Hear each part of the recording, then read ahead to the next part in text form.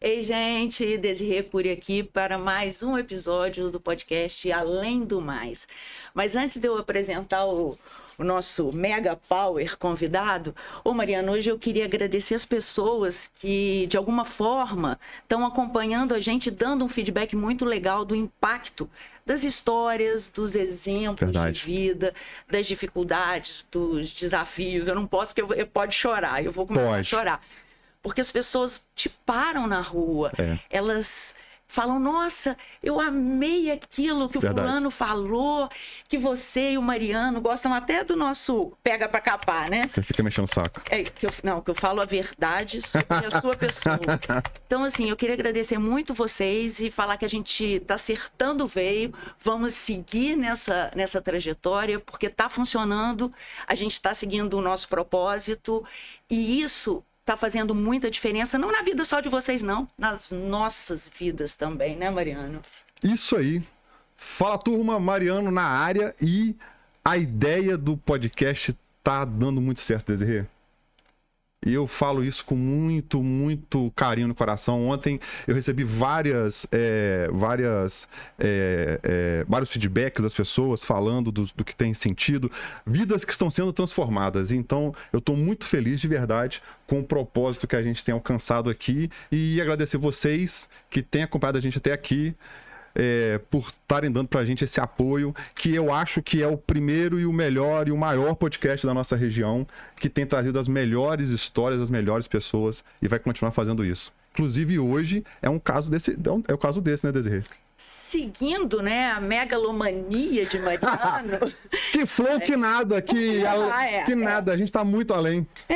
E vamos além de novo. Boa. E hoje a gente quer saber desse nosso convidado Mega Power, o que vai acontecer no Brasil até final de 2024. Tá maluco. Aposto que tá achando que é um pai de santo, gente, não. Cara, é um sociólogo com mais de 20 anos de estrada, um estudioso, um pesquisador de pessoas, do comportamento humano. É um cara meticuloso, articulado, fala bem. Começou do nada, nada, e hoje tá brilhando. E esse cara, ele, quando a gente pensa assim, né, um sociólogo montou um estudo de pesquisa. Aí você, na hora, né, Mariano, a gente imagina, ele vê números, avalia cenários. Não, ele faz muito mais que isso. E hoje está montando uma holding, serviços complementares, porque ele enxergou um veio fundamental, que é um ativo, tanto na política quanto para o meio empresarial, é um ativo de muito valor. E eu gosto de uma frase do Warren Buffett, que ele falou que o segredo do sucesso é algo intangível e muito poderoso, a reputação. E ele ainda foi além, como a gente vai além. Ele falou assim, perca dinheiro para a empresa, e eu vou entender, mas se perder um pingo de reputação, eu serei implacável. E é sobre isso que a gente vai ver. Sobre política, empresa, cenário, o que vai ser de nós até 2024, até final de 2024. Quem é, Mariano? Não, primeira coisa, você é sensacional. Que abertura sensacional. Fala sério. Tá maluco. É isso aí. Hoje, para falar com a gente, o nosso entrevistado é o Fábio Gomes.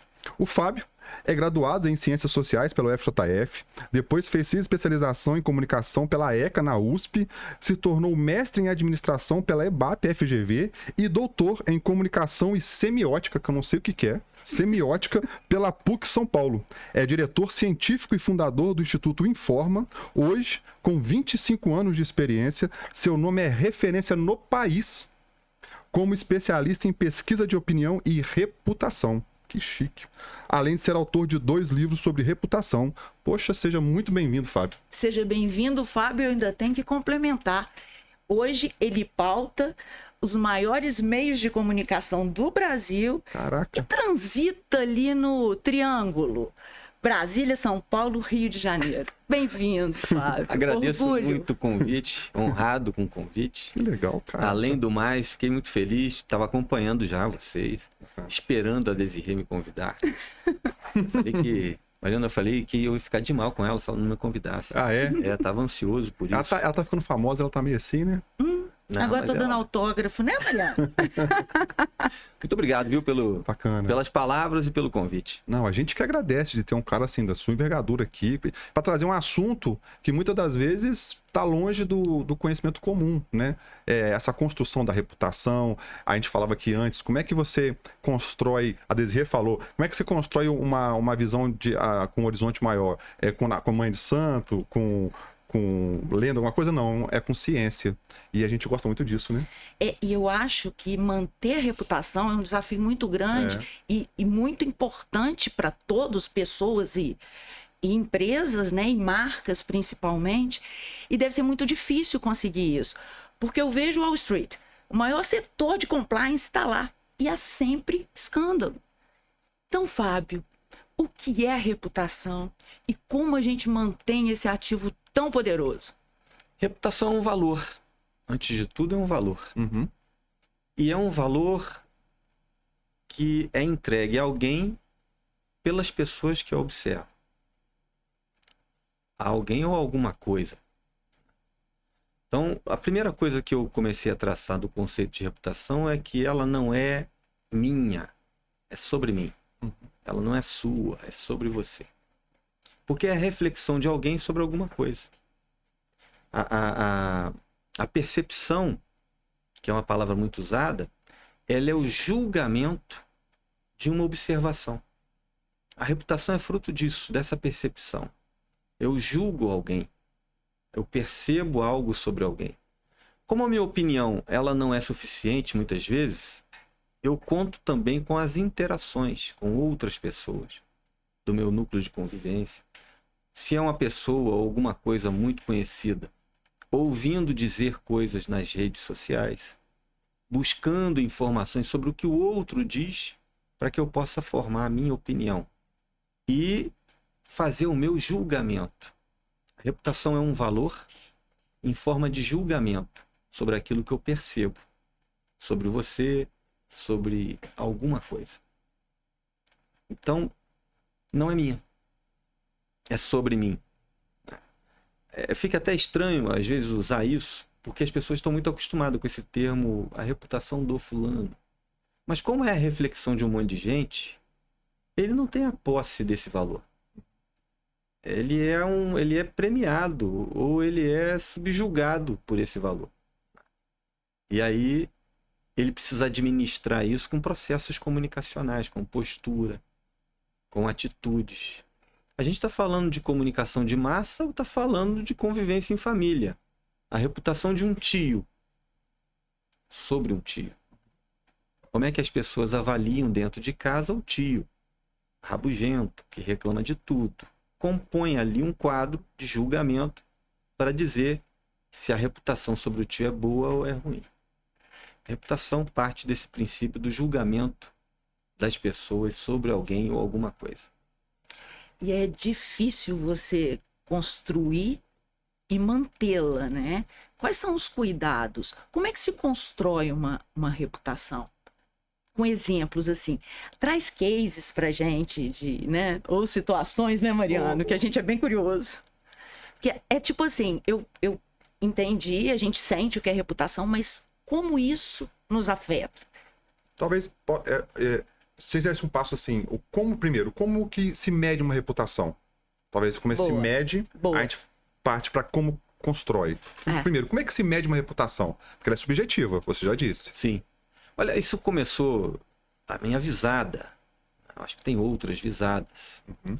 A minha visada começa num processo de construção com testes e execução de muitas pesquisas sociais.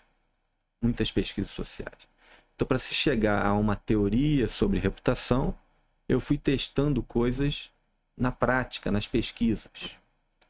E o que nós começamos a perceber é que a reputação, ela, e agora desenhado numa teoria muito, muito densa sobre isso, A reputação tem 2 estágios.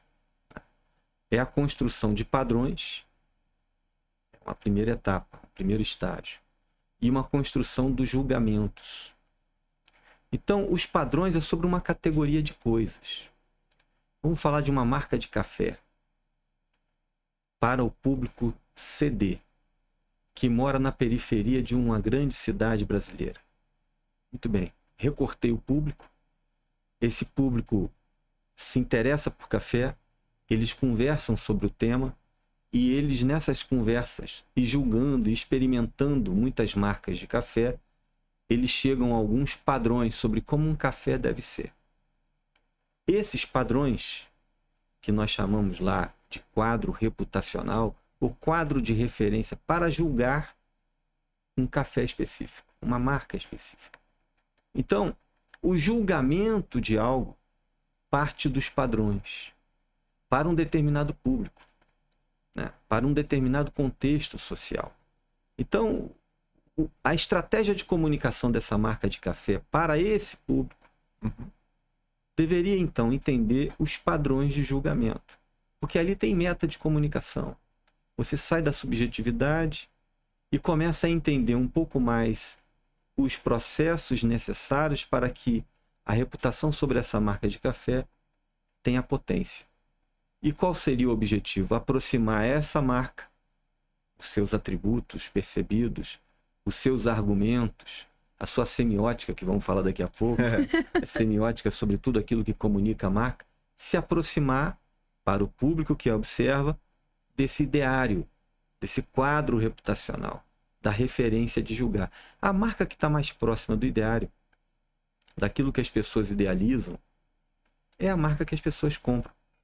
Isso tem a ver com preço, isso tem a ver com as percepções de qualidade, dentre outros vários atributos que as pessoas constroem para julgar alguma coisa. Isso se aplica a pessoas. Você falou de marca, a gente falou de pessoas, mas aplica a marcas e pessoas. Marcas e pessoas. Marcas e pessoas. E porque a gente vai falar um pouco sobre a questão política, eu imagino que deve ser mais difícil você segmentar pessoas para poder construir o conceito da a medição da reputação de um político, né? Exatamente. Eu acho que isso também deve ser muito difícil. Sim, porque no caso do político, o idealizado é quase inalcançável. Perfeito. Não é? E o produto fala. Essa é a distinção. E faz bobagens. A gente viu aqui. O produto fala. O produto fala e quando dá para fazer bobagem, perde a eleição. A marca de café já é mais estável nesse sentido. Ela muda os atributos e não estraga o processo comunicativo, né? Entendi. Em suas atitudes, seus gestos, seus verbos. A não ser que tenha erros lá na produção, apareça alguma coisa no pó de café, né? Isso acontece também. Mas no caso da política é mais complicado. E diferente das marcas e da relação mercadológica, a política tem, além de concorrentes, tem opositores que colocam lupa nos pontos críticos. Lá nos Estados Unidos, eles têm lá até a tradição de uma marca fazer isso com a outra. Aqui a gente não tem muito isso, né? Não. Pega até mal. Uma marca voltando ao exemplo do café, uma marca de café falando mal da outra marca de café. Não é a nossa tradição, não é a nossa cultura isso. O consumidor brasileiro não gosta. Mas na política é uma tradição. No mundo inteiro de você ter os embates e apontar os defeitos. E aí aumenta, é mais desafiador. Né? É porque a ideia eu acho que não é conquistar todo mundo, é conquistar uma parcela necessária. Sim. A parcela necessária para que ele conquiste o que ele precisa. Então, para isso ele utiliza de todas as ferramentas que ele quiser. Sim. Você tem no campo da política ou da economia, essa ideia hoje da cauda longa, da segmentação dos públicos. Antes você comprava, tinha 10, antes era LP. Você comprava LP. Nossa, eu Isso é da sua época, isso aí, né, Dezê? E na sua também. Na minha que é isso, Dezê. Tá Tinha 10 lá na loja. Hoje em dia você tem o Spotify, você faz a sua playlist, você compra músicas. Então você tem segmentações do público de forma muito variada, né? E na política você tem um pouco isso também, concentrar em público. Só que lá você precisa vencer nas eleições majoritárias. diferente do mercado, que você pode encontrar um nicho e aquele que se encontrar já é gigante. No caso de política, o Mariano estava falando que é como é que você avalia, né, analisa os dados. A pesquisa é fundamental. O início dessa construção começa com uma pesquisa. Você faz a quanti, a quali, quantitativa e qualitativa para começar essa construção? Faço. A quali, quanti e análise semiótica que a gente pode falar também. Agora, eu acho que nasce uma coisa do pesquisador que é a postura, e eu não sei se é um dom ou se é uma coisa que forma a nossa relação com a vida. Eu sou observador desde criança. Lá em casa a turma fica me puxando para falar que eu sou muito quieto, né? Mas sou observador. Então essa postura de observar... Minha mãe tinha uma pequena lojinha lá em Paraíba do Sul, onde eu passei minha infância e adolescência. E eu ficava contando as pessoas que passavam em frente à loja quando eu era adolescente ainda, jovem, início da juventude, contando e segmentando as pessoas que passavam em frente à loja. Tantos homens, tantas mulheres, calculava as faixas etárias. Que isso? Observação. Meu pai, policial rodoviário federal, e eu ia muito com ele no posto da polícia. E eu ficava encantado em ver o trabalho da polícia quando eles olhavam para um carro e falavam, para, aquele ali estava errado. Como é que é essa coisa de interpretar o comportamento, o nervosismo, a forma de olhar de um motorista? Então isso foi me encantando. A postura de observador, eu acho que é a raiz da questão. Observar. Não ser pretensioso de ter todas as respostas na carta da manga. E uma das coisas que eu mais aprendi tanto na academia quanto na prática de pesquisa, é dizer não sei. Não sei. Como é que as pessoas avaliam o governo de Juiz de Fora? Não sei. Tem que pesquisar. Isso é bom. Como é que é a relação das pessoas com a marca de um produto? Não sei. A resposta está na cabeça das pessoas. Mas você não entende reputação? Eu entendo para dizer não sei. Não sei, dizer não sei é uma qualidade extraordinária, porque é só assim que você pesquisa. Então, eu fui lançado para pesquisa quando eu aprendi a dizer não sei. Porque a comunicação, ela tem uma tradição de gente pretensiosa, de gente que já sabe o que é. O Brasil faz pouca pesquisa. Se você colocar aí os planejamentos de marca e comunicação, você ouve aí nos jornalões da turma de comunicação e publicidade, tem muita gente que não usa pesquisa. São os insights, etc. Hoje em dia, você tem aí a invasão da Big Four, das empresas de consultoria que colocaram o pé na publicidade, Deloitte, Price, etc., que trouxeram muita técnica e aí impulsionaram esse conceito, essa cultura das técnicas. E a pesquisa ficou mais em voga. E as redes sociais, seus indicadores também trouxeram isso. Que você tem ali reações em real time. Então a pesquisa começou a ser valorizada. Eu acho que para responder a pergunta não sei, pesquisa é fundamental. Quant, quali e a análise semiótica, que também é pretensiosa. Porque O que é... Vamos lá, só para o ouvinte. O que é uma pesquisa quant? O que é uma pesquisa quali? Quant é um método de pesquisa que traduz comportamentos em números e responde perguntas do tipo quanto. Quantos compram? Quantos aprovam? Quantos estão satisfeitos? Quantitativa. Questionário aplicado a pessoas. E a quali? A quali responde perguntas do tipo como. Como as pessoas percebem. Como as pessoas decidem. Ela é mais abrangente. São complementares. Porque quando você tem uma pesquisa qualitativa, como as pessoas se comportam, você tem vários atributos que você quantifica na pesquisa quantitativa. Aí você tem um completo. Você não vai para uma pesquisa quantitativa sem antes ter uma pesquisa qualitativa, que também é chamada de exploratória. Quantas respostas? O comportamento humano, Mariana, é muito complexo. Hoje em dia a gente está numa cultura de facilitar tudo. Tudo é fácil de explicar, mas às vezes as decisões são complexas. E a qualitativa, ela dá uma mapeada nessa complexidade, e a quantitativa diz o quanto cada atributo é importante. Entendido. Porque a partir daí a gente vai ter a dinâmica, porque já percebi que vai ter muita questão quali, quant. Uma das coisas que eu imagino que seja muito difícil hoje dentro da pesquisa, principalmente no ramo político, aconteceu essa semana, eu estava visitando um possível cliente do Espírito Santo, e aí e era uma prefeitura, aí eu estava com o chefe de gabinete. Eu perguntei, como é que tá aí? Ele, tá tudo muito bem, tá tudo muito bom, tal. Eu falei, tá, e essa sua percepção, ela é interna ou você tem ouvido na rua? Porque existe o fenômeno da bolha. E essa bolha que antes era restrita ali, ela está restrita às redes, está restrita a tudo, né? Tem o dilema das redes. Como é que você consegue, dentro dessa pesquisa, filtrar melhor furar essa bolha para poder ter uma percepção melhor sobre como está a reputação de alguém? Pois é, essa é uma questão central, porque eu uso o termo lá no livro que vocês citaram, eu uso o termo comunidades de interação. Como é que chama o livro? Reputação em 2 estágios. Bacana. Construção de padrões e de julgamentos. Perfeito.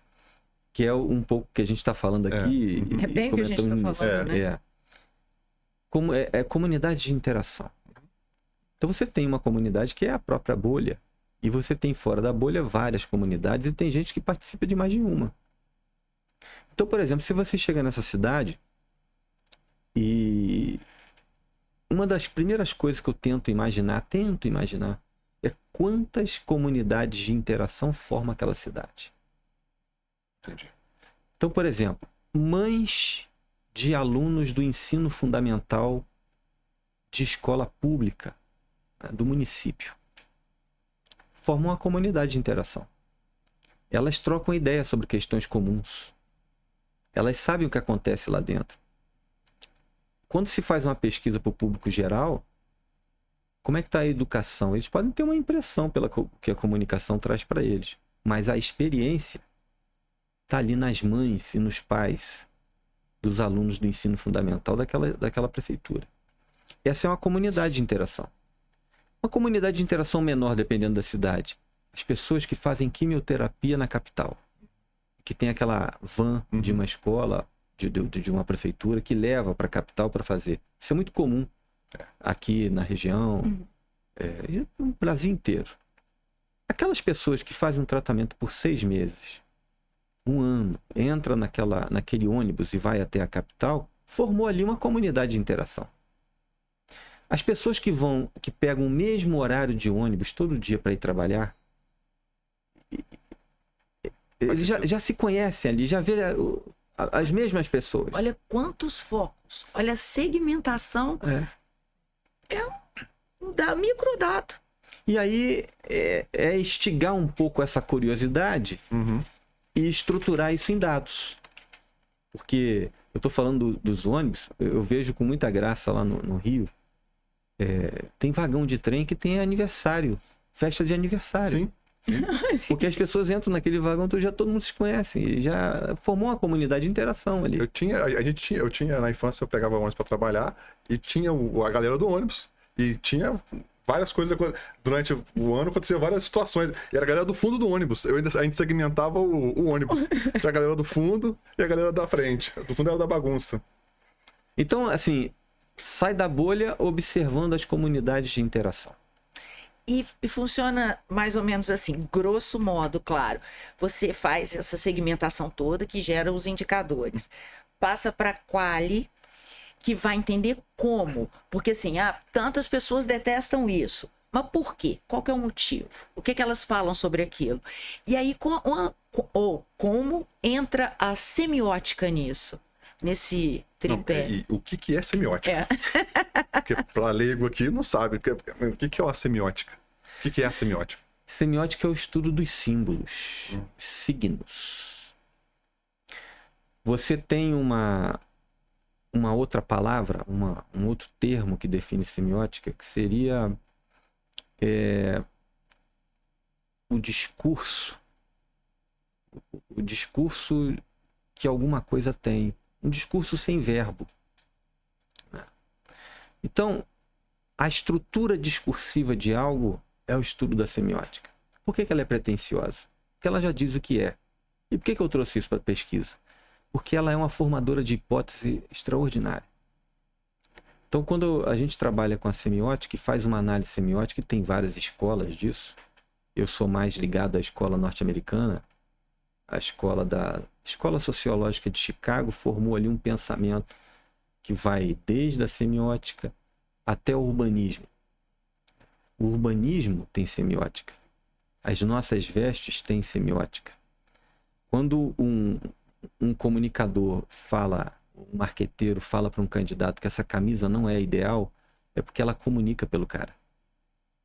As cores daquela camisa ou sofistica ou afasta de um público que ele quer alcançar. É a comunicação da imagem. Comunicação da imagem é o discurso da imagem, de um ambiente, de um objeto, de uma marca, de uma logotipia, de gestos. Nós medimos agora recentemente, na pesquisa quantitativa, apareceu que um determinado líder político, ele não tinha firmeza. Não tinha firmeza. E ficou todo mundo curioso, porque de onde saiu isso? E aí nós mostramos vários vídeos dele numa qualitativa. Ele tinha gestos com as mãos que não passavam firmeza. E ele falava isso nas redes sociais o tempo todo, com gestos mais suaves, vamos dizer. E num ambiente político em que a firmeza é a cultura, a demonstração de força, um ambiente muito machista, inclusive, e que a força que determina a liderança política. E a qualitativa trouxe isso. Nos vídeos seguintes ele já está lá com a mão firme. E você monitora depois? Você faz a pesquisa, identifica, né? E para validar as hipóteses você acompanha? Como acompanha pela análise semiótica. E a análise semiótica vai monitorando isso. Vai monitorando se os gestos estão atendendo ao ideário de político que as pessoas querem lá. Que coisa, né? Sabe quem é assim? Muito? O americano, né? O presidente americano, ele tem que ser firme. E é na imagem. Então, se ele vai subir no Força Aérea 1, ele tem que subir a escada correndo. Ele não sobe a escada assim. Tem que dar passar dinamismo, né? Para passar dinamismo. O Biden hoje sofre muito por não passar a imagem de ser firme. Sim. Aí tem até aqueles cortes, ele meio perdido para lá e para cá, meio senil. E do outro lado você tem o Trump com aquela postura firme, falante e tal, não sei o quê. Isso comunica muito. Mais do que eles falam, o que eu percebo nas análises é a figura que eles passam. Não há dúvida, isso é semiótica. E no caso dos Estados Unidos, eles têm que passar a imagem que se exige por aquela comunidade, que são os eleitores norte-americanos. A imagem para uma comunidade internacional. O que o pessoal de embaixada, os diplomatas falam, que tem o poder da força e o poder suave. O Brasil tem um poder suave. Sim. Não é da guerra, é do carnaval, é da cultura, é da festa. Aqui é tudo paz. Lá para fora é assim. Lá não, é da guerra, é da conquista. Então tem que passar esse dinamismo lá para dentro e para fora.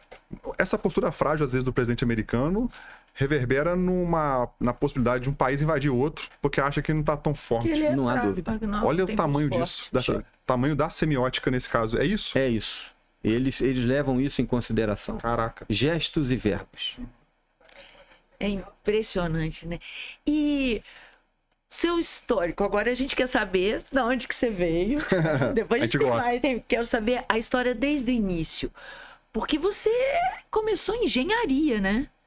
Não, primeiro que começou em Paraíba do Sul. Paraíba do Sul é uma cidadezinha bem pequena ali, ó, a Serra do Rio, né? Que fica ali, né?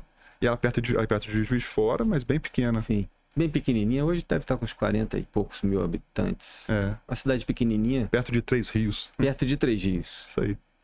A gente brinca lá com o tririense que 3 rios é maior, mas saiu da gente. Eu não sou nascido lá, não. Eu sou nascido no Rio. Quintino Bocanhuva, que é um bairro da zona norte do Rio. Meu pai era funcionário do Estado e eu nasci ali Depois fui para o Espírito Santo, rodei várias cidades. Minha família acostumou com essa vida cigana, porque eu também sou um pouco assim. Hoje a gente está em São Paulo, saímos de Paraíba do Sul, fomos para o Rio e agora em São Paulo. A esposa vai você sentado assim, é verdade. Essa vida cigana. Mas, quando eu cheguei em Paraíba do Sul, e ali a infância, e essa coisa do comportamento, né, pessoal, do observador, etc. Mas também tinha um pedido da família, uma tradição interiorana de que os filhos deveriam ser doutores. Né? E aí tinha diante de mim as possibilidades de ter um DR para essa visão interiorana, o médico, engenheiro, advogado. E aí eu fui para engenharia civil, que é uma carreira linda e foi muito importante para mim, porque o sociólogo às vezes tem muita dificuldade com números. E um sociólogo que veio da engenharia, não. Faz sentido. Passou pela prova de fogo em várias disciplinas, né? Então acho que a engenharia foi muito útil para mim. Eu sou muito grato à engenharia, ao departamento de matemática e de física da Universidade Federal de Juiz de Fora. Foi muito útil. E ali, num determinado momento, eu fazendo engenharia, eu resolvi trancar a engenharia, porque não era o que eu queria da vida, fazer um projeto autodidata de pesquisa. Pelo que eu entendia do que poderia ser. E fiz um projeto autodidata. Jeitinho, eu tinha um carrinho lá, um fusquinha, que eu chamava de Kinder Ovo, cada dia uma surpresa, um defeito. Antes eu fui, quando eu tranquei para não ficar à toa, eu fui ali ser vendedor de chocolate. Vendedor da Garoto, chocolate Garoto. Não sei se pode falar de propaganda. Pode. Aqui pode. Garoto, inclusive, pode patrocinar a gente. Tá? Pode, super bem-vindo. Mandamos aí um recado. É isso aí. E aí, eu era vendedor de chocolate por um tempo, ali uns 6 meses. E foi interessante também, porque eu estava de olho na pesquisa, mas uma visão crua de tudo, né? Então eu tive uma noção interessante do varejo, de como as coisas se comportavam, né? Como é que era um vitrinista de chocolate concorrendo com a turma da Nestlé, brigando num boteco da periferia por espaço do chocolate. Era a coisa que se constrói assim na economia, que a gente olha às vezes só pelos grandes números, mas é explicada aí por esses pequenos detalhes, né? Por essas sutilezas. E aí depois eu tive um estalo de fazer um projeto e apresentar por um político muito conhecido no Brasil, e que era conhecido por todos, até pelos últimos fatos, que é o Roberto Jefferson. Você pegou uma pastinha, botou debaixo do braço, bateu lá e falou: eu tenho um projeto para te apresentar. Foi assim? Foi assim. Caraca! Foi assim. E quem me levou foi um cliente de chocolate, que era dono de uma padaria. Uhum. Ele era amigo do Era amigo do Roberto Jefferson. Mas Jefferson é de Levi Gasparian? Ele veio pra cá depois que a esposa dele é dali. Ele é petropolitano. Ele é petropolitano.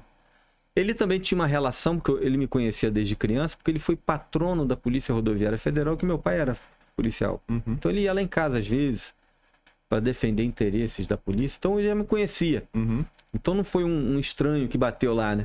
Quando foi levado, ele reconheceu e tal. E foi importante começar por ele, porque ele era muito amigo botafoguense, frequentavam a casa um do outro, do Montenegro do Ibope. E ele contratava muita pesquisa. E ele era ali uma figura nacional. Então ele começou a me contratar ali para 6 municípios do Centro-Sul Fluminense. A Sapucaia, Três Rios, Paraíba do Sul. Terceirizava? Não, ele queria saber pelo seguinte: ele foi o defensor do Collor de Mello. Então foi a primeira polêmica que envolveu. O Roberto já veio da TV, era um comunicador, um baita comunicador. Povo na TV, era o advogado do Povo da TV, junto com Wagner Montes, Serginho Malandro, aquela turma ali que tinha graça e tinha... Foi o primeiro, né, um projeto assim de televisivo, com essa pegada mais popular, que você tem reproduções até hoje. Sim. Né? E aí ele era o advogado, ele foi defender o assassinato de uma menina no interior fluminense, e o nome ficou muito grande. Ele era advogado da Que Bom e era advogado também do programa. E ele se lançou candidato a deputado federal. Começou ali a trajetória dele. E a primeira polêmica que envolveu foi defender o Collor. Quando todo mundo estava, né, querendo impeachment, etc., ele foi defender. Ficou estigmatizado. quase perdeu a eleição de 94. Em 96 eu chego até lá e ele fala, eu preciso de você. Porque senão eu vou perder 98. Cara, você já pegou um baita de um desafio. E você teve medo? Você meteu a cara? Como é que foi? Não sei, eu acho que tem uma coisa do menino de 20 anos que não tem medo de nada. É muito bom. Hoje eu teria mais. É. Hoje eu calculo mais. A natureza é perfeita, né? porque você já passou por... Você já sabe que você vai passar. O de 20, ele ainda tá...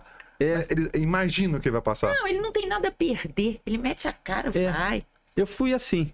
É. Mas eu tinha a responsabilidade de que não queria ganhar um troquinho numa eleição. Eram 6 municípios. E que eu queria ser muito preciso. Uhum. Então eu estudei isso para valer. Estudei do meu jeito. Pegando informações no IBGE, fazendo coisas muito difícil, não tinha internet, não tinha nada para você tirar informação como tem hoje. As coisas eram muito difíceis. E aí eu fui traçando ali, fui a campo, e entender o processo e me deparei com uma campanha. Deu tudo certo, foi preciso em todas elas, a vida seguiu a partir dali.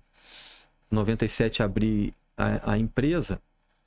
E o segundo grande desafio foi medir a relação de uma cidade com um processo de privatização. Foi a primeira pesquisa brasileira. Você vê como é que Deus faz as coisas, quer dizer, como é que isso acontece? Volta Redonda, privatização da CSN, Caraca. os sindicatos se unem, eu pego um terno emprestado, um carro emprestado, uma pasta emprestada, que eu não tinha nada, e vou para uma reunião cheia de gente importante. O prefeito da cidade, presidente do sindicato, gente do CDL, gente da CSN. Precisamos medir isso para entregar para o presidente da República um diagnóstico sobre a privatização.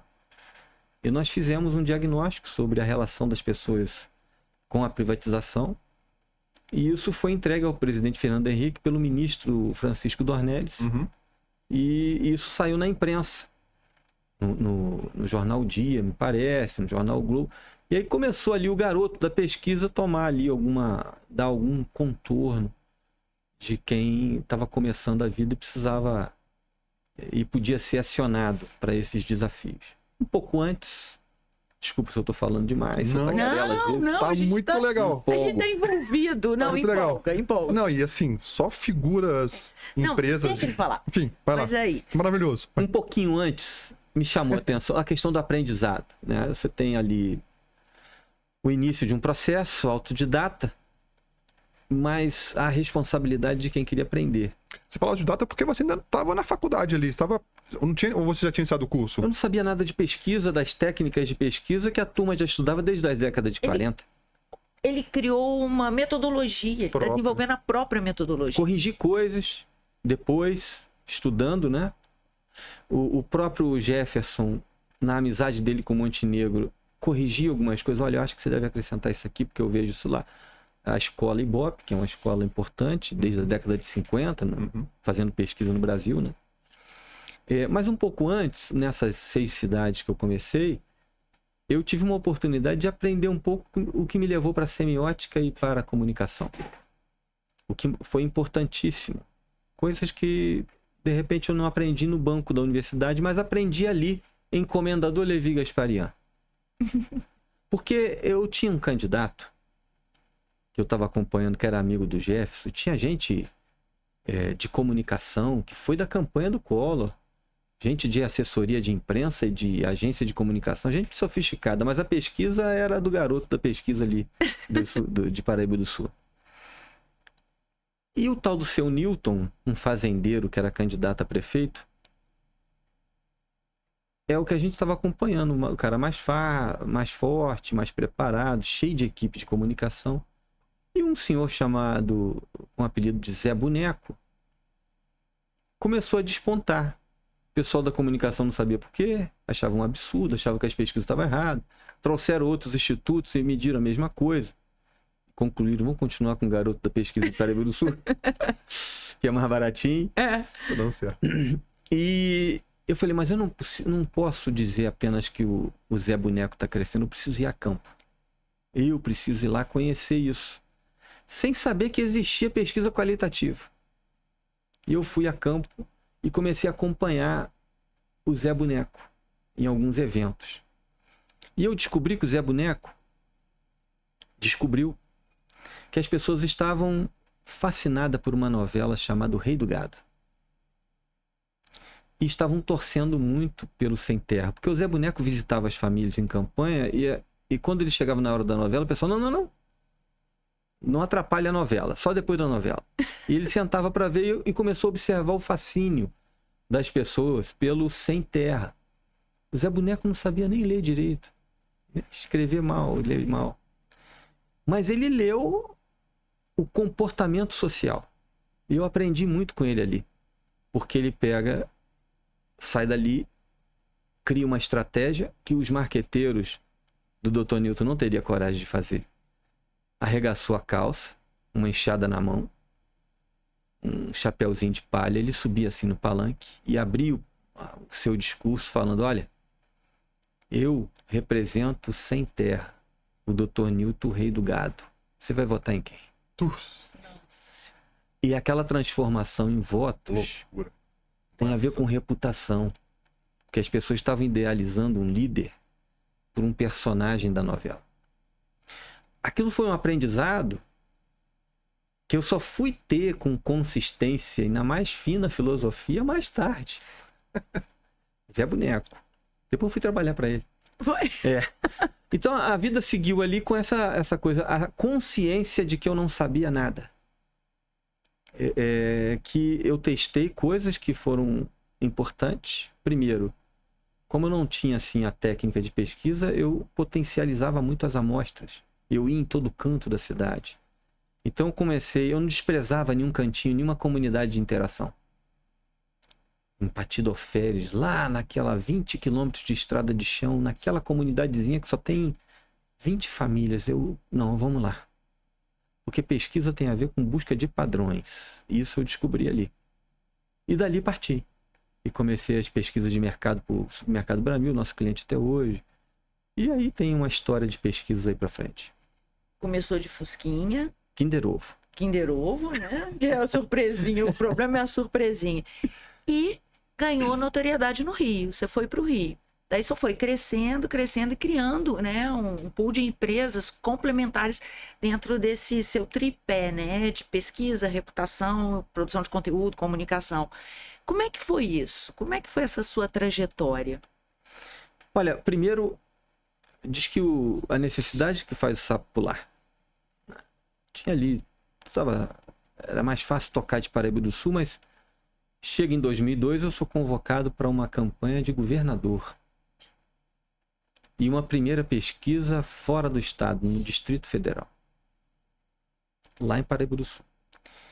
E atendendo, já naquela época, em 70 municípios no estado, que tem 92. Qual era a necessidade? A minha vida era uma loucura, porque ninguém ia para Paraíba do Sul. E o pessoal ia muito para o Rio. Então surgiu a necessidade de, depois dessa campanha de governador, ir para o Rio.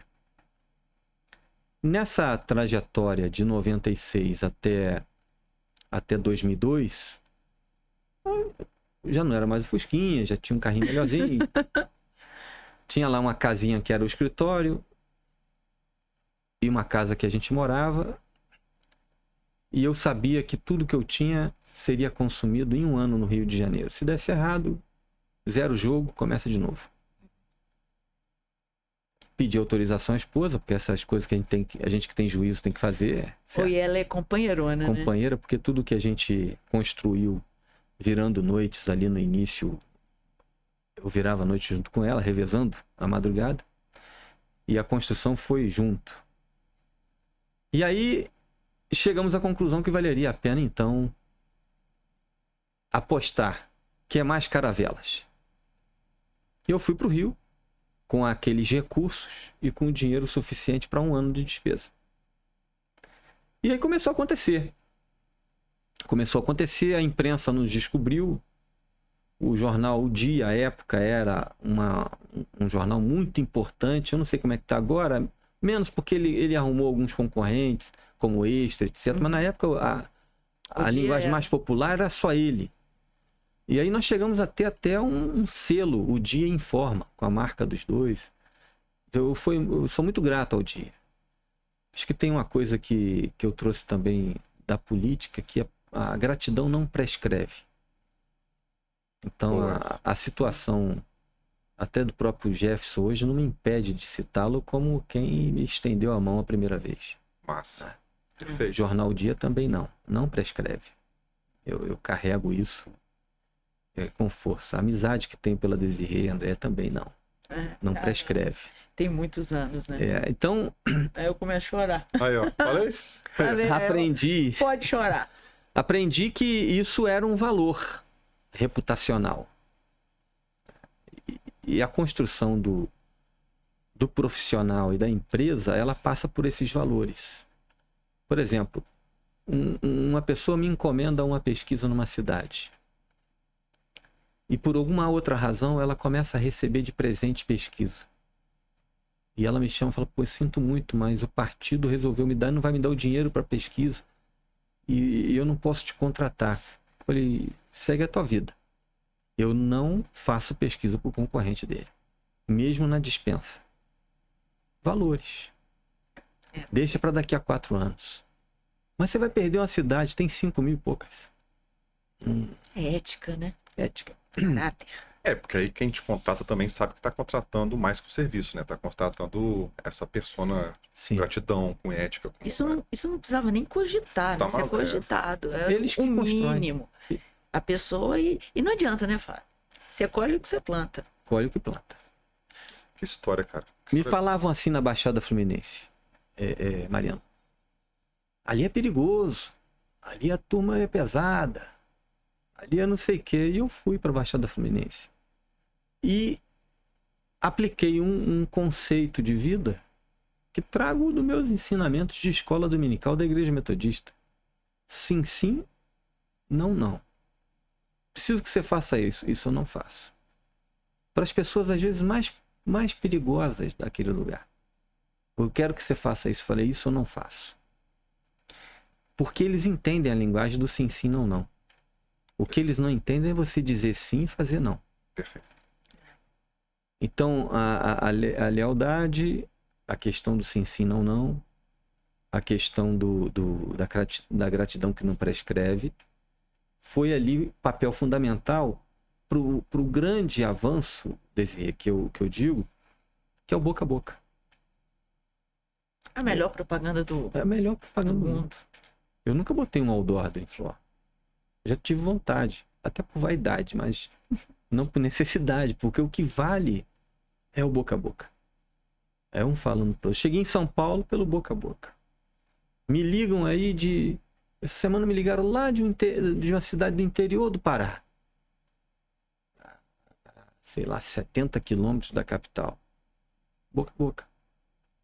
E você está com quantas campanhas hoje?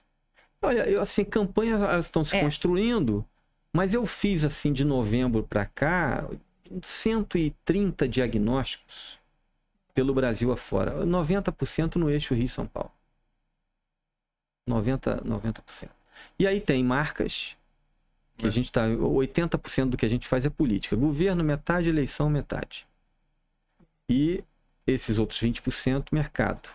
Com a questão da reputação, pouco a pouco vai surgindo a entrada de novas marcas, algumas maiores de nível nacional, coisa que a gente está trabalhando num projeto novo agora e já vai começar as pesquisas, parte das pesquisas, tudo no campo da reputação. Então, acredito eu, e a grande meta, que esse percentual ele fique mais equitativo. Eu acho que se gera um combustível para a empresa de propaganda e marketing fantástico, para ter assertividade, né? Não, Como é que funciona essa interface com as agências? Você orienta? Como é que é o trabalho?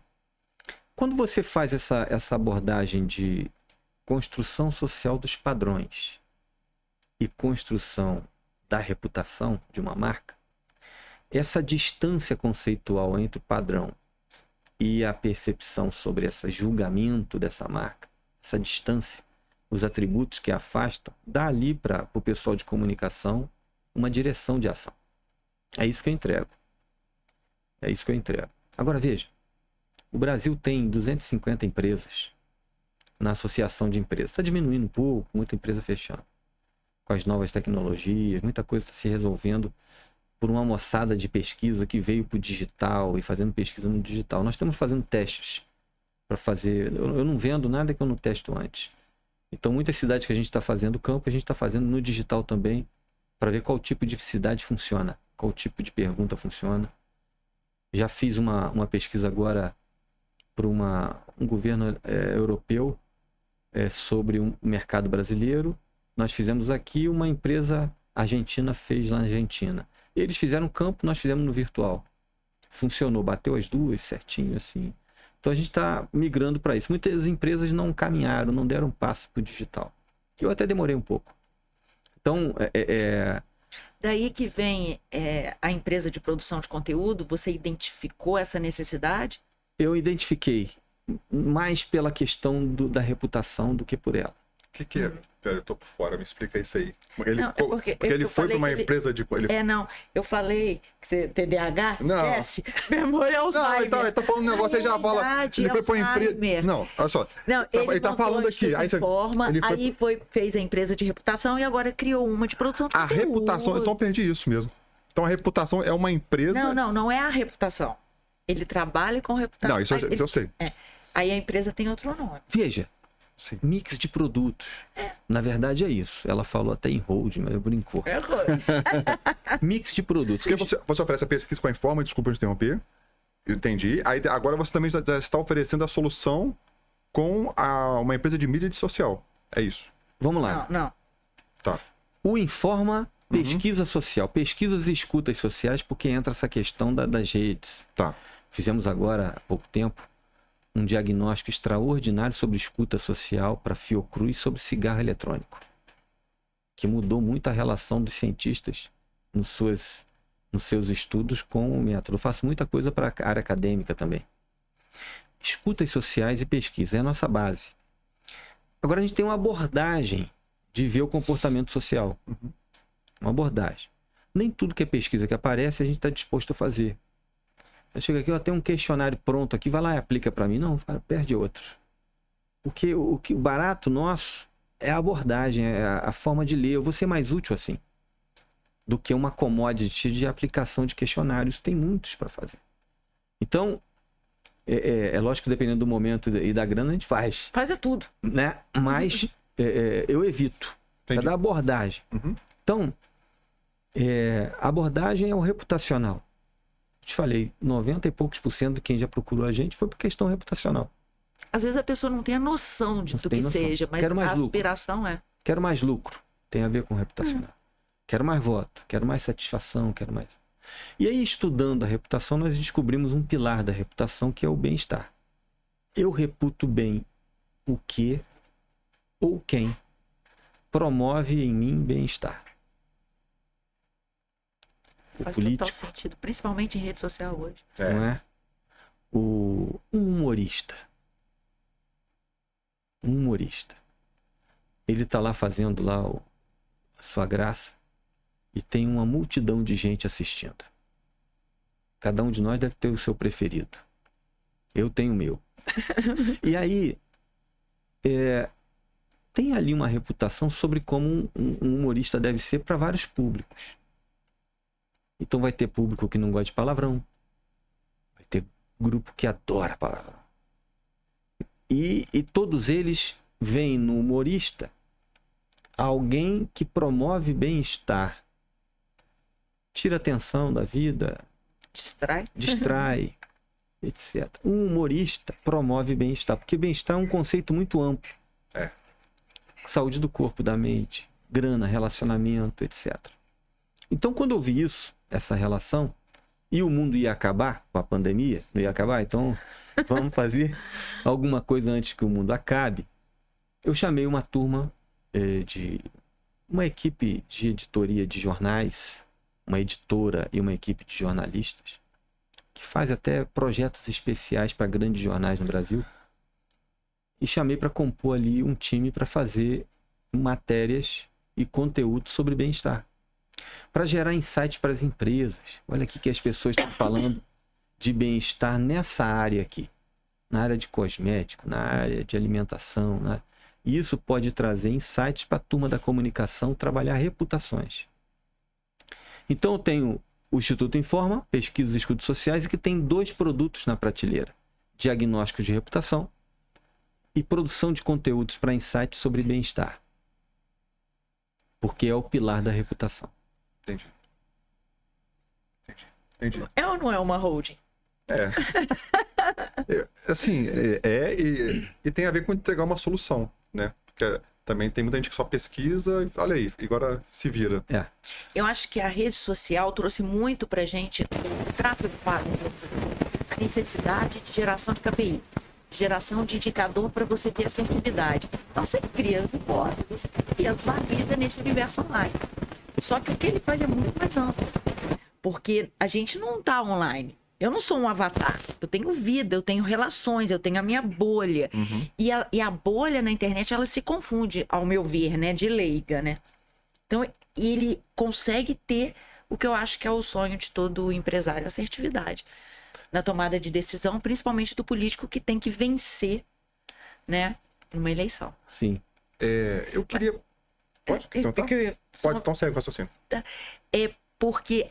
Você tem notado que tem aumentado a demanda pela pesquisa, de uma maneira geral? A política realmente é muito necessária, mas no mercado?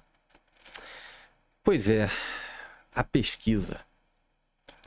Sabe o que a minha pergunta ia ser sobre isso? Eu ia perguntar assim, como está... Porque hoje existe uma ideia de que as pesquisas não são tão confiáveis. Aí, tudo bem que muitas das vezes isso é um discurso de quem perdeu. Mas também você tem um sentimento ali que parece que algumas não são tão confiáveis mesmo. Isso, a minha pergunta ia ser essa. Então a gente caminharia, talvez, se puder abordar esses 2 pontos. Excelente. Bom, eu até, sobre esse tema, eu fui convidado como especialista para uma tentativa de CPI das pesquisas no Senado Federal, ano passado. Eu acompanhei. É isso aí. Acompanhou? Uhum. Eu fui lá, mas eu fiz uma defesa dos bons institutos. Porque eu percebi, em 2006, que a publicação de pesquisa eleitoral, por exemplo, era um instrumento político, uma ferramenta política. A imprensa publicava, mas você tinha amigos e inimigos, porque o seu número... Nós fomos o único a acertar a eleição do Rio, aquela eleição. Contrariando o interesse do nosso cliente, mas firmando o compromisso de apresentar o número certo para o jornal, o dia. 2006, 1996 eu comecei. 10 anos depois foi esse marco de falar, não publico mais pesquisa. 2006 foi o Cabral. 2006 foi o Cabral. Foi 2006, 2010, né? Antes foi o Garotinho. Isso. Uhum. E Rosinha. Isso. E aí, quando eu vi que era uma questão, fiquei um pouco... Vocês citaram essa palavra aqui no início, propósito. Quem eu sou como profissional, qual o tipo de legado que eu deixo, esse tipo de coisa que vai invadindo a nossa mente, forçando nossos sentidos, quando você vai se aproximando dos 50, né? Ou pega a reta ali depois de 35. Isso aí. Propósito. É a única coisa boa de envelhecer, gente. É isso. Escolher o que resto fazer, é um inferno, tá? Não, mas você ter uma ideia daquilo que você... Acho que você tem uma ideia daquilo que você não quer fazer. Exato. Tem um livro que fala, né? O que não é um sim óbvio é um não óbvio. Mas essa frase só faz sentido depois dessa idade. Sim. O que não é um sim óbvio, pra mim é um não óbvio. Por que eu vou ser um instrumento de poder? De alguma forma, qualquer instituto na medida em que você auxilia alguém a construir o seu discurso e se relacionar com o público. Você é um instrumento para uma marca, ou você é instrumento para um grupo político, um partido. Você sempre é uma ferramenta. Mas você não pode ser um instrumento de manipulação ou de transformação das opiniões. Não sou contra a publicação de pesquisa, só não é o meu propósito. Eu não queria ser isso. Eu precisava encontrar um caminho em que o trabalho pudesse ser um motivador para auxiliar as pessoas. Eu fui encontrar o conceito do bem-estar depois, mas eu me descobri nele. Fechei portas de gente que queria sua pesquisa publicada, tivemos questões graves né, de recursos, inclusive, por conta dessa mudança, mas eu segui a decisão. Não publiquei mais. Né? Porque você faz uma mudança, várias portas se fecham. Sim. E eu vi acontecer, Desirê, nesses anos, veja que coisa interessante, mas em 2000, a primeira pesquisa que eu publiquei, tinha no estado do Rio de Janeiro, lá no cadastro do TRE, Rio de Janeiro, 5 institutos publicando pesquisa. Na última eleição, 35. Tem alguma coisa errada, porque não aumentou o número de candidatos, não aumentou o número de cidades, até diminuiu o número de candidatos. Tem algo que acontece que é esquisito. Quando você vê as publicações, o que eu fui defender no Senado sobre essa questão da credibilidade da pesquisa é que a culpa também é do TSE. Porque é frágil, eu não sei por que é frágil, porque qualquer um pode publicar, desde que tenha um KNAI lá na empresa de pesquisa, publicar uma pesquisa, eles não verificam nada. Não tem uma certificação, um critério Zero de credibilidade. E aí eu sugeri três pontos que eles devem seguir para registrar uma pesquisa. Primeiro, contratar os técnicos do IBGE, que são muitos e potentes e muito competentes, para fazer uma associação com o TSE em ano eleitoral. Segundo, hoje você faz pesquisa com tecnologia, com tablet, com smartphone. Registrar, eu gravo todas as minhas entrevistas para poder fazer auditoria. Base de dados e voz, entregue ao TSE se você quer registrar a pesquisa. 2, para que essa turma do IBGE, não fui levar custo para eles não, só fui levar a solução. O pessoal do IBGE faz as auditorias das pesquisas, né? Eles vão ter o maior banco de pesquisa. E o terceiro ponto é a auditoria deles, para validar se a pesquisa vai ser publicada ou não. Para ponto de partida, 90% das pesquisas deixariam de ser publicadas, porque muitos não vão nem a campo. Veja, Deixa de virar um instrumento de manipulação. Não, eu acrescentaria aí que tivesse um lapso maior entre, por causa da eleição, a eleição e a publicação. Essas publicações que acontecem muito próximo ali, eu sei que a legislação hoje tem, mas elas causam um efeito manada absurdo e não conseguem voltar atrás. Pode ter auditoria, pode ter tudo, já foi. Então lá 3, 4 dias, acho que são 3 ou 4 dias, 5 dias. Anterior, sai a última pesquisa. Pum. Mas ia cair o número de pesquisas registradas. Então, esse critério que ele criou, afunila para chegar até a auditoria, é uma empresa então, idônea. Mas sendo antes, você teria mais tempo de falar na auditoria. A auditoria confirmou. Olha, sabe o que acontece? Realmente influencia as pessoas. E aí tem a demanda por alguém que se apresenta como instituto e coloca o cara que está em quarto em primeiro lugar. Para, né, confundir e ganhar terrenos. Há uma... Que confunde até o time das campanhas, né? Boa, vamos trabalhar. Nós temos uma necessidade biológica de saber o que o outro pensa. É biológico. Não é uma... Então, o fato de publicar pesquisa séria atende uma necessidade biológica das pessoas. Elas querem saber o que o outro pensa. Nós temos a gente acha que a gente escolhe nossas coisas. A roupa que veste, o corte de cabelo. A influência de onde nós vivemos é que define. A nossa convivência com o outro é que define. Nós temos influência. A marca da nossa camisa, o carro que a gente usa. Eu que escolhi, não foi. O candidato que eu vou votar tem a ver com aquilo que as pessoas percebem no outro. É uma construção conjunta. Então, acho que é uma necessidade, mas tem que ter a garantia de que vai ser sério. E tem aumentado a procura por pesquisa no universo de empresas e marcas? Olha, você sabe que aumentou um pouco, sim. Mas eu até uma coisa que eu ia falar antes e retomo agora, 250 empresas na Associação de Empresas de Pesquisa, diminuindo porque algumas estão fechando. Aí você tem um faturamento, até 2015 era mais aberto esse dado, depois fechou um pouco, um faturamento em 2015 de 500 milhões de reais em pesquisa no Brasil, das 250 empresas. Naquela época, o que fechou os dados foi o faturamento das empresas.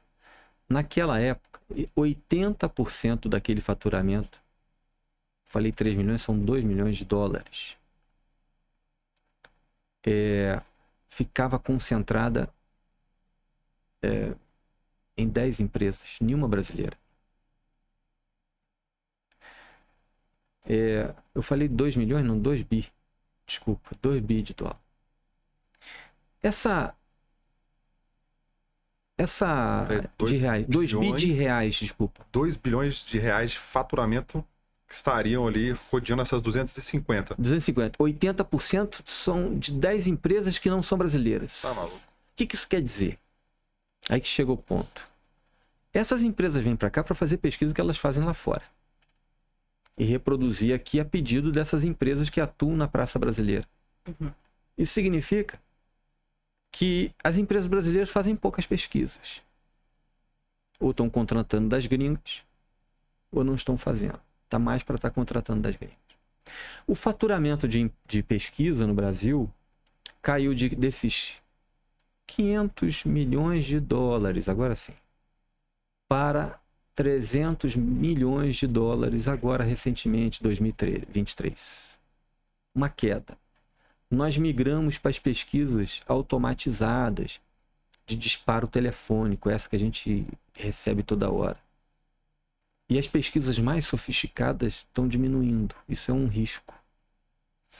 E lá fora está aumentando as mais sofisticadas, as qualitativas, as do campo da antropologia. Eu acho, a gente vive numa sociedade muito efêmera. O acompanhamento eu acho que é fundamental para você gerar essa assertividade, evitar muitos erros. Errar você vai, mas você já vai munido de informações que te norteiam. Essas informações te norteiam para a construção do objetivo que você quer para determinada marca ou empresa. Mas está aumentando, de alguma forma, a consciência de algumas empresas sobre esses processos mais sofisticados de pesquisa. Embora o orçamento, né, o faturamento das empresas contradiga isso, porque essas multinacionais elas estão aplicando pesquisa telefônica aqui apenas para confirmar o que as qualitativas dizem em outras praças, que a gente falou do complemento quanti-quali. Mas algumas empresas estão percebendo a necessidade de entender mais a fundo, porque estão lidando com gigantes. Eu tenho uma dúvida, isso tem a ver com propaganda e você vai me ajudar. Consulta a você gente cobra, vem... tá? Dá mole não, porque essa aqui ela fica só no chaguinho para conseguir a consulta de um, consulta do outro. A outra tá ali anotando as coisas para ela, entendeu? Aí fica só nessa. Aí, André. Dá mole não, pede o Pix. Foi eu que ponho ele em fria. Pede o Pix, Edil. Eu que coloco ele em fria, agora, hein, André? Te devolvi. Ó, fria. Te devolvi. Eu venho, né, década de 80, 90. 60. Da década de 90. Eu não, desculpa, gente, eu não vou aguentar. Olha, fala isso. Assim, 90, 70. A sua bunda. Ops, que isso? Eu venho O TDAH do Pi é até atrasado. tem delay. O Pi vem depois que eu falo. Confusão. Eu venho, né, de uma época que as propagandas eram aspiracionais. Passou no ínterim que começou a ter identificação. Tem que gerar identificação para... Como é que... Você já fez alguma pesquisa nesse sentido? Qual a expectativa das pessoas? Você tem que se identificar ou realmente você tem que aspirar, ter o desejo de seguir determinada pessoa? Eu acho que tem as duas coisas, né? Vai depender do produto e daquele tipo de coisa que você quer se aproximar. Ou por identificação ou aspiracional, um desejo. Eu escolho alguma coisa para... Aí vem a questão reputacional. A questão reputacional está presente nos amigos de escola. Não tem lá os populares, aqueles que não são. Não tem essa brincadeira que faz. Os filmes americanos já tratam muito bem isso, né? Sim. Eu quero me aproximar, enquanto adolescente, de um grupo, né? Eu vejo a marca da mochila deles, o tênis que eles usam. Não é verdade? Então eu me aproximo deles pela identificação, mas também por uma missão de comprar alguma coisa que me aproxime deles. Acho que tem as duas coisas. Você falou de case no início, veja que coisa interessante. Na área de moda, eu falo abertamente porque isso já foi publicado em artigos, etc. A Kenner era uma sandália dos surfistas da Zona Sul carioca. Uhum. Então o surfista tinha aquela sandália que ficou marcado por isso. E a alternativa, ela era a Havaianas. Que quem usava Havaianas estava de fora. Que era meio... O pessoal chamava de sandália de pedreiro.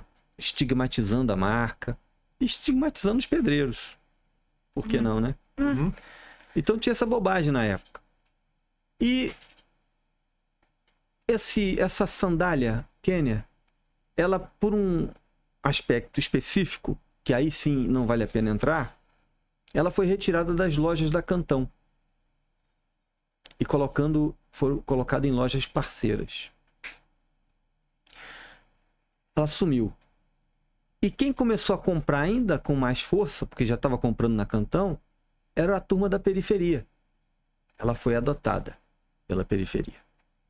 Enquanto isso, o ator Luiz Rogério Guimarães, numa publicidade ousada e muito interessante, ele invadia a casa das publicidades e falava assim: ali tá usando Havaiana escondida.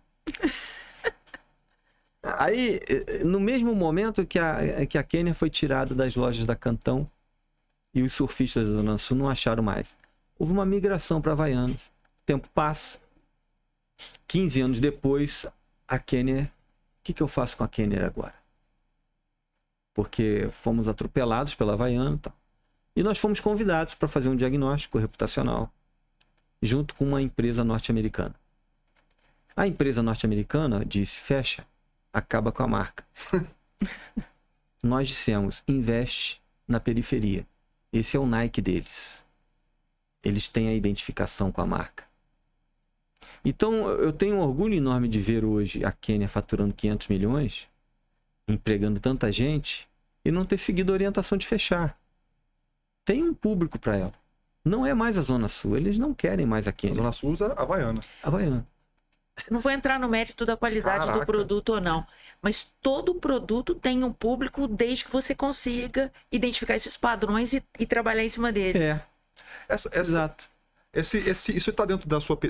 onde você atua nas investigações comportamentais? Essa é a linha de pesquisa? Sim, exatamente. São esses padrões? Os padrões, o aspiracional, as expectativas de bem-estar. A identificação.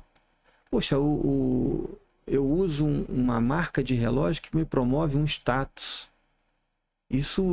Status para mim é bem-estar. As pessoas olhando para o meu relógio com admiração promovem em mim bem-estar. Então vou fazer de tudo para ter esse relógio. O seu é usar tênis sem meia, calcinha apertada, achando que tá magro. Tá sem vergonha, né? Ela tomou uma, agora quer me dar outra. Isso é estiloso, rapaz. Minha mulher fala que eu sou mais bonita. Minha mulher e minha mãe falam que eu sou mais bonito que tem. Aposto que custou passar na panturrilha. Tá maluco? É bullying, tá vendo? É bullying. Ela fica tentando destruir a minha reputação, mas ela só aumenta. Não tem jeito, ela fica assim. Precisa aumentar a sua reputação, o que vai ser de mim? Isso é boa. Bate aqui. Isso é uma questão. Muitas das vezes tem pessoas que ficam tentando destruir a reputação da outra. Não é o caso aqui, eu tô sacaneando.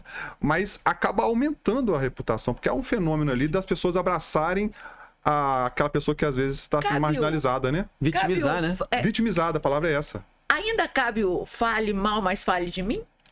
Em alguns casos, sim. Agora, o avesso da reputação é o estigma, né? E é difícil livrar dele. Então, alguém pode ser estigmatizado num avesso daquilo de como deve ser. Porque, às vezes, se bate em alguém por um atributo desejado, por um outro público. Né? Revolta. Esse sujeito, ele é muito populista.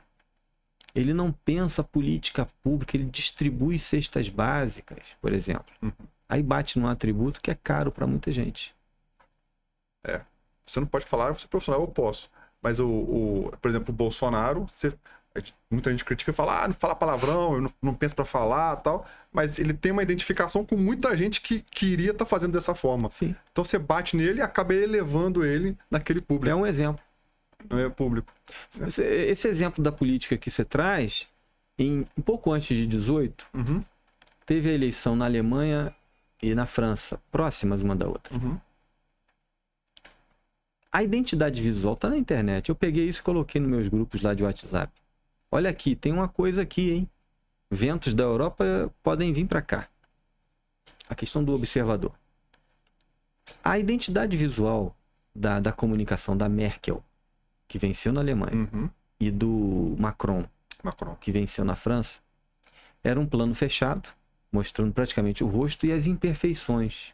Eu acho até que era aquele fotógrafo da revista Times, que trabalha com plano fechado e PB, preto e branco. Falei, isso pode ser, no campo da semiose, da semiótica, a questão da ausência da marketagem, de mostrar a cara como ela é, de mostrar a vida como ela é, de não querer iludir as pessoas, sem excesso de comunicação, sinceridade, autenticidade. E eu O acho seu que é exemplo assim. trouxe pão com leite moça na hora da entrevista. É uma forma de lidar com essa Leite. demanda, né?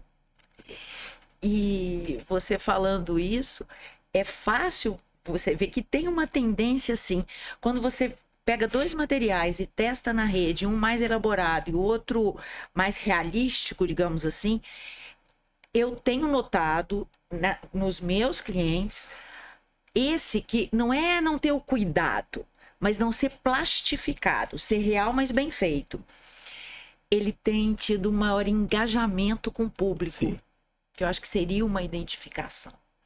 Nós tínhamos encantamento verdade. pela produção da arte, pela produção da publicidade, pela produção do cinema, ainda temos, mas já foi maior. Hoje em dia você tem muitos produtores de conteúdo. Sim. E as pessoas sabem mais ou menos como uma coisa é feita. E muitos fazendo. E uma multiplicidade de gente produzindo coisas. O encantamento diminuiu. Então, às vezes, o menos pode ser a grande vantagem. Se vem isso, né? E agora eu quero saber a fofoca. Porque você começou falando, né? Como vai ser 2024? O balanço que você faz, assim, como é que vai ser esse ano? Em termos de política, economia, tendência, você tem alguma coisa? A gente pode traçar cenários, né? Até expectativas. Eu já estava esperando não sei. Pois é, porque eu não sei. Então a gente faz. Não, mas ele falou com cenários. jeitinho, falou, olha, podemos Educado, fino, ao contrário de você. Você tem uma situação posta no Brasil, que é a situação de bipolaridade entre uma suposta esquerda e uma suposta direita. Falo suposta porque... Ele tem medo dos haters. Não, porque eu claramente sei que tecnicamente não representam essas duas categorias políticas. Mas enfim, então essa bipolaridade ela está muito presente e ela vai representar. Aí talvez as pesquisas que você já esteja fazendo Tendência. Sim. já te mostre. Ela vai estar presente nos municípios? Eu não acredito. A não ser aqueles que essas forças políticas polarizadas peçam voto e trabalhem diretamente no município. Uhum. Porque, veja, vamos falar até do bolsonarismo. A grande força, 18, eleição seguinte, 20 municipal. Uhum. Quantidade de municípios em que ele fez candidato. Porque eu nunca vi ele pedindo voto para ninguém. A onda bolsonarista, ela foi mais forte na eleição casada. Eu voto no mesmo momento, no mesmo ato de votar, no presidente, governador, deputado. Tem uma diferença. Tem uma outra coisa na eleição municipal, que você cita, que foi uma transformação ali naquele período do Lula, no seu primeiro mandato. Eu estou aqui navegando aqui entre Bolsonaro e Lula, mas não estou com medo Dos haters, não? Mas são os dois. São os polos Os polos. de discussões. O Lula, ele teve uma questão interessante. Alguns falam até que é por onda e por influência do do Fernando Henrique, do jeito que ele deixou o país, que foi o acesso das pessoas ao consumo. Esse é um ponto de partida para a avaliação de políticas públicas e eleições no Brasil. Você dizia que um governo era mal avaliado a partir de 15% de rejeição municipal. 15%, acendia a luz vermelha. Hoje em dia 30% já está legal ainda. Tá legal ainda. Porque o que acontece? As pessoas com consumo elas começaram a trazer para dentro de casa coisas que elas viam nas casas mais sofisticadas. A televisão fina na parede, o porcelanato no chão. Geladeira duplex. E aí, quando elas saíam para ir num posto de saúde, elas viam um contraste que antes não era observado. Porque a casa dela era pior do que o posto. E passou a ser melhor. A zona de tolerância das pessoas, ela ficou mais enxuta, mais curta. A paciência e a expectativa também mudaram. Então, do portão de casa para fora, o olhar das pessoas para a política pública teve uma alteração extraordinária ali. O acesso ao consumo aumentou a exigência pelas políticas públicas. Então, está muito relacionado com o que tem na porta de casa. A discussão nacional é menos. É lógico, se chegar o cara lá pedindo voto, pode influenciar alguma coisa. Mas o dia a dia da política pública e a proposta de cada um, aquele que se apresenta como candidato idealizado pelas pessoas,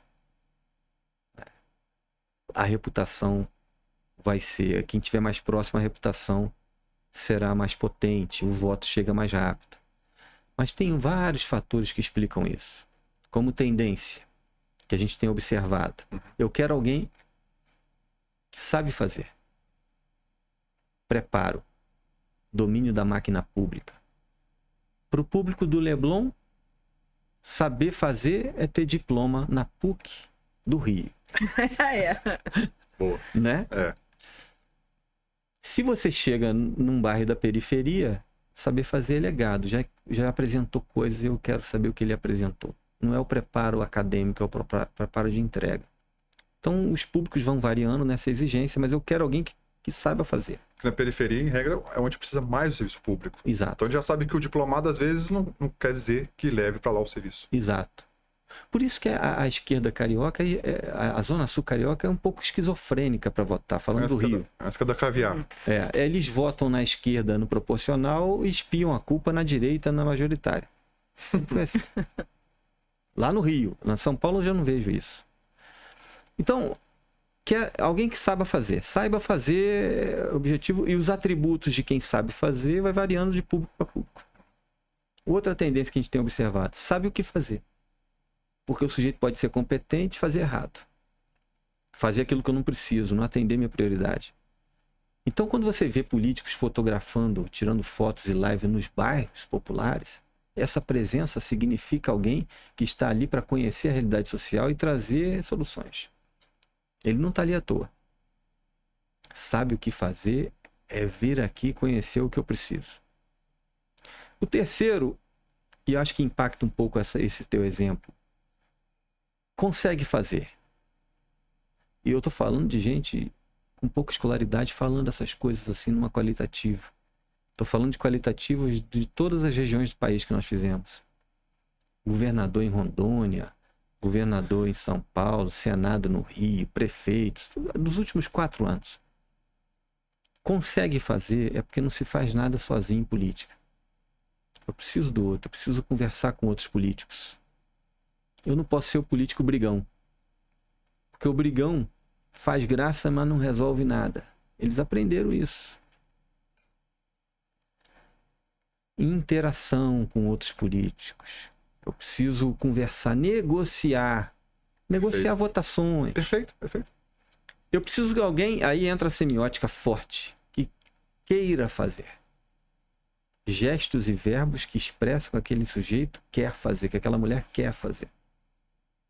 Porque às vezes ele é um candidato elitista, ele não vai querer fazer por mim que sou pobre. Olha isso. Olha a camisa dele. Tem um cavalinho lá pendurado no peito. Ele vai fazer pelo bairro chique, ele não vai fazer por mim. Olha as cores que ele usa. sempre cores frias, sempre distante de mim. Ele não é igual a gente. Olha o relógio que ele usa. Olha o sapato. Ele não demonstra que quer fazer por mim. Ele é de outra gente. E tem no final da história, quando você tem a dimensão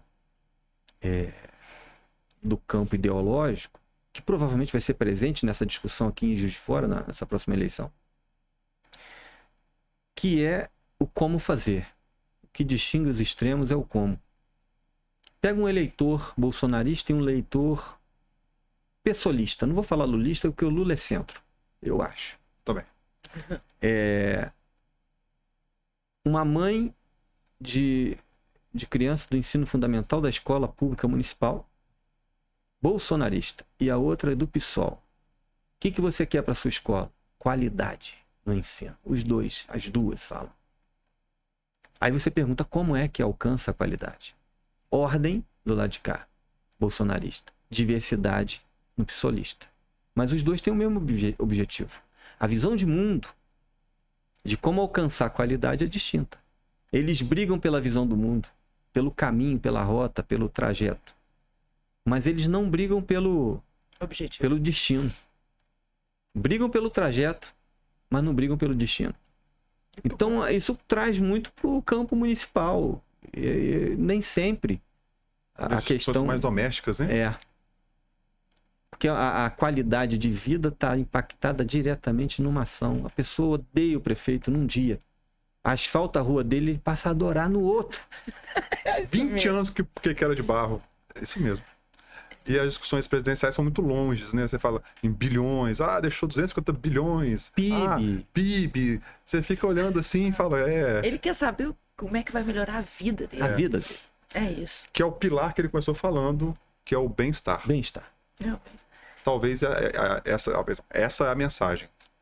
Trabalhar sua reputação oferecendo o bem-estar. Agora tem a identificação de bem-estar, né? Sim. Identificar isso, eu acho que sem perder a sua essência. Tá aí, talvez é um profissional como você que vai ajudar a pessoa a olhar isso, né? Olhar o planejador? O planejador observar? Eu penso que eu não posso deixar de ter a minha essência para alcançar para atingir um número, porque aquilo vai ser fake. Sim. Vai ser real. Então eu não vou ter sucesso. Vai ruir. Vai ruir. Não pode ser um Frankenstein. Não. Você tem que potencializar aquilo que você tem de força. E minimizar o que é o público certo. Isso é ciência. Aí tem que pesquisar. É aí que tá a força da pesquisa. Eu tive dentro do campo da política, um candidato a prefeito que era considerado arrogante pelo povo. E o outro era popular. Esse andava de carro conversível na cidade, o outro de fusquinha. Apesar de poder andar também de conversível, mas andava de fusquinha.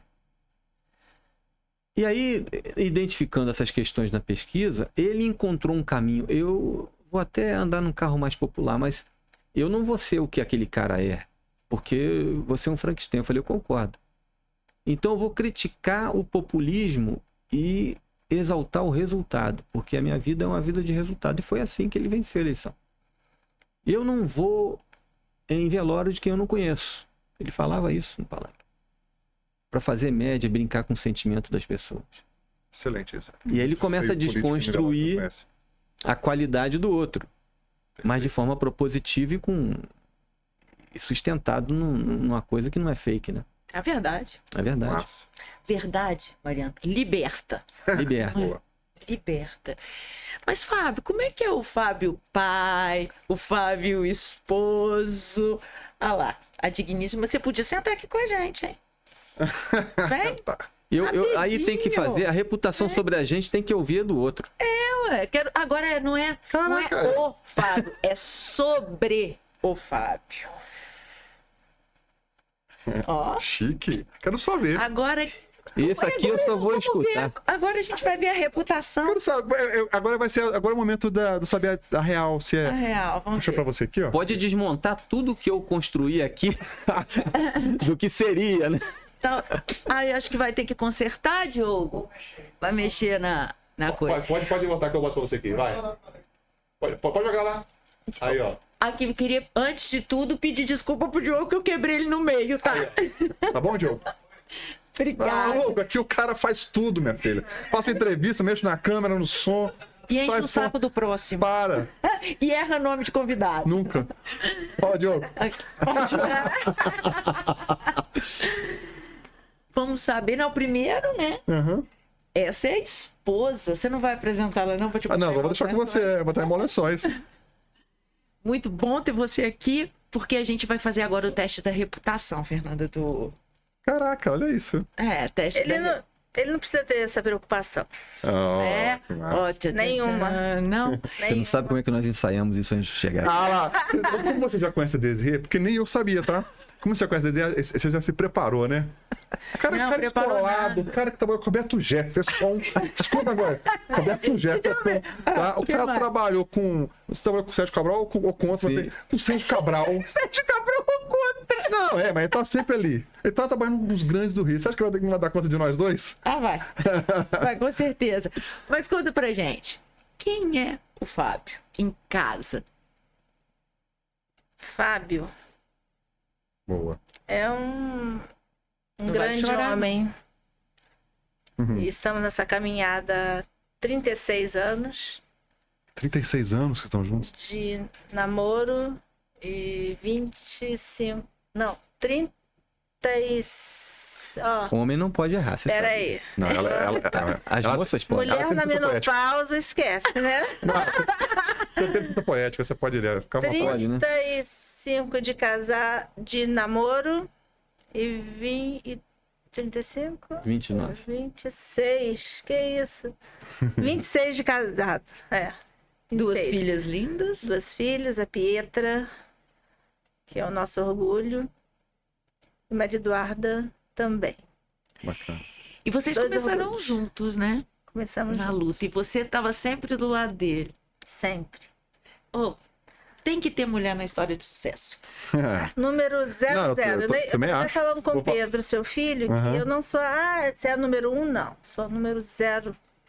Zero. É que Porque começa no zero, né? começa no 0.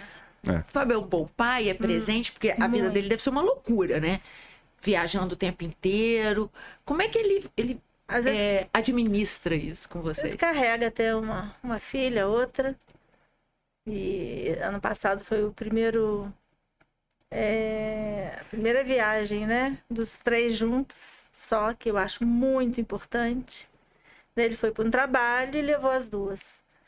E eu fui para o encontro de mulheres na igreja e foi é muito importante, né? O pai Presente, né? presente, mesmo na correria dele, ele sempre foi um pai maravilhoso. É, um pai O maravilhoso. Fábio faz pesquisa qualitativa em casa pra saber onde que agrada mais aqui e ali. Ó, quero agradar a esposa. Ele vai nas duas e faz uma quant e uma quali com as duas. O que a mãe tá precisando pra eu dar um presente pra ela? Não, ele conhece. Ele é observador, Ele é precisa- observador. Ah, verdade. Já deve antever a reação de cada uma diante de determinada situação. Ah, Já com pensou? certeza. 3 mulheres. Já pensou se eu tivesse esse poder? Tem a TV. Nossa. Nossa. Mas os números, eles permitem isso, né? Muitas das vezes. Com o número, você consegue ver um pouco lá na frente. Carlinho tá ali, ele vai. Se eu falar diferente, ele iria me corrigir. A sociologia não é. Ela não prevê. Ela não é preditiva. Mas ela é excepcional para montagem de cenários, né? Você consegue montar cenários e tendências. Previsão é pretensão.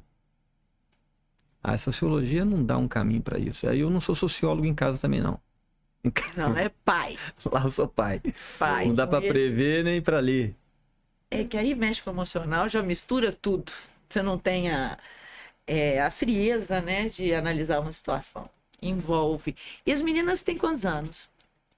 Pietra tá com 22, que se formou agora em psicóloga e conseguiu deixa eu falar, né? óbvio. Orgulho. Eu quero saber tudo. Pietra se formou em psicologia e agora vai fazer uma pós no Einstein. Então, Olha. Chique. é o que ela quer, né? Psicologia hospitalar. Bota aí, Pedro. E quando ela falou, mãe, pai, quero ser psicóloga, desde pequena. Eu vou contar um fato. Ela tinha uns 10 meses, não andava, nem engatinhava. Ela engatinhou depois. Nossas filhas engatinharam depois. E eu tava chorando, não lembro por quê. Eu sou chorona mesmo. Mas algum fato aconteceu e eu tava muito triste, sentada no sofá, e ela veio arrastando a bundinha assim até subir e me abraçar. E aquilo foi um calento para mim, só tava nós duas em casa. Fábio, com certeza, estudando, trabalhando. E quando ela falou, isso me voltou à memória, aquilo, né, dela. E sempre foi assim, os amigos sempre procuram ela. Eu acho que Deus prepara. Eu acho que é. Prepara as pessoas, né? Com certeza. E a Maria Eduarda é a descolada, é da moda. Maria Eduarda tem 15. 15? Pietra 22 e Maria Eduarda 15. E a menorzinha quer fazer o quê? Moda. Moda? Ela... Completamente diferente da outra. Oposto. Não sei quem tem 2 filhos ou mais. Eu tenho. Tem essa diferença, né? Todos completamente diferentes. Completamente. Eu tenho 3. Um é diferente do outro. O Pedro é diferente de manhã, de tarde e de noite. Ele vai mudando. É um só, mas ele vai mudando. Cada hora é um lugar. Mas ele é seu filho. Ele tá ali, tadinha lá. Até olhou, ficou vermelho. André, responde. Como vai nascer um filho normal desse ser? Tá maluco? Aqui é só condição. coisa boa. Não tem a menor chance. Que benção, né? Olha lá. E eu acho que a gente sempre fala que a gente vai além aqui. Por quê? Porque não dá para você separar a sua vida por áreas para ter a felicidade, né? Você não tem a felicidade o tempo inteiro. Com certeza. Né? Você tem momentos difíceis, mas você parar e olhar para trás com orgulho do que você construiu, com as suas filhas seguindo o caminho, o propósito delas, isso é impagável.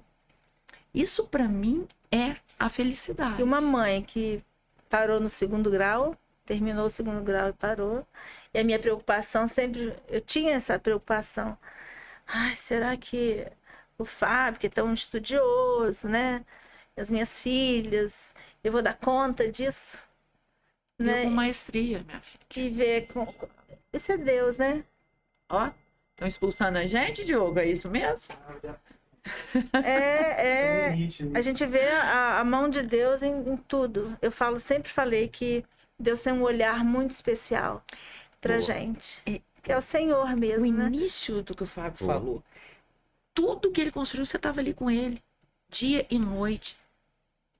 Isso é porque eu acho que educação é completamente diferente de cultura. Você não pode ter uma diferença cultural. Mas quando você tem essa coalizão mesmo, né? De família, de propósito, de caráter, de inteligência que vocês tiveram para construir a vida de vocês. E ele foi muito claro no início. Você estava ali, ó, diuturnicamente. Com certeza. A gente trabalha, eu trabalho viajando, e a gente lida com muitos assuntos, e a gente passa muito tempo fora. Você tem que ter uma base sólida em casa. Minha esposa é minha base sólida. E ela, tô vendo você falar, eu vejo você nela, assim. Eu chego em casa, ela me bota um chão de novo.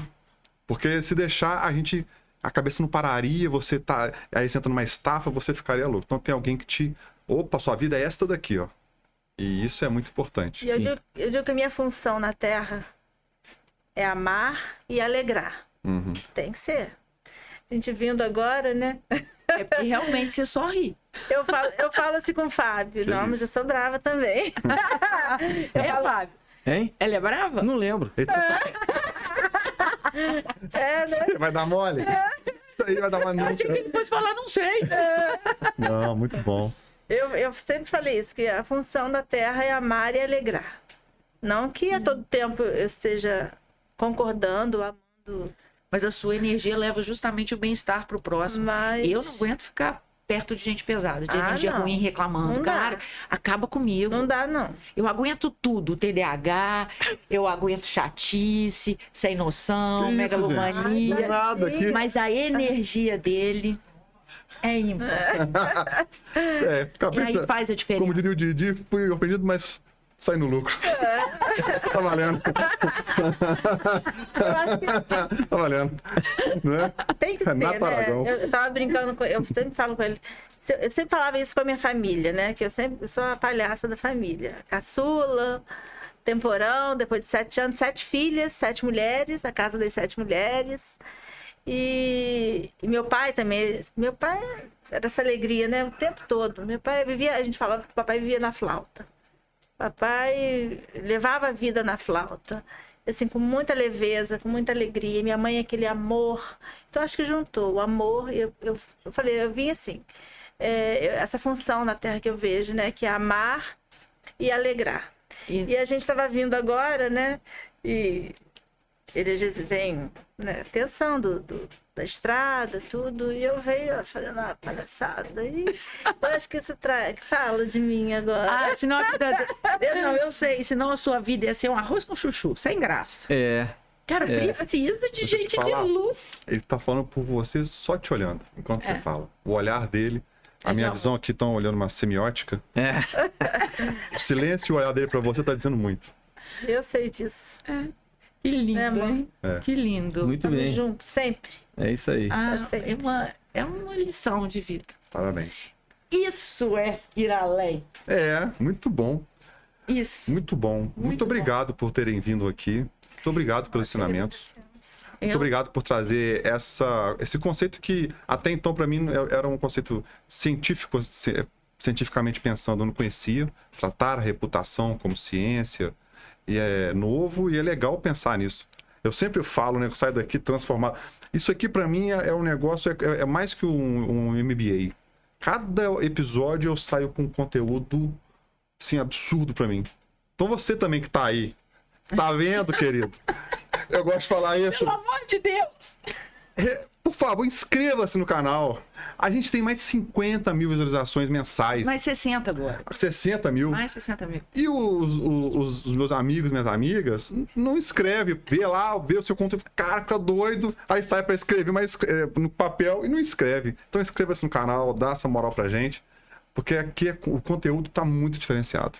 Muito obrigado por vocês terem vindo aqui. Obrigado pela participação carinhosa no final. Muito obrigado. Muito obrigada. Gratidão enorme de ter vocês aqui. Já conheço há muitos anos e a minha admiração só cresceu.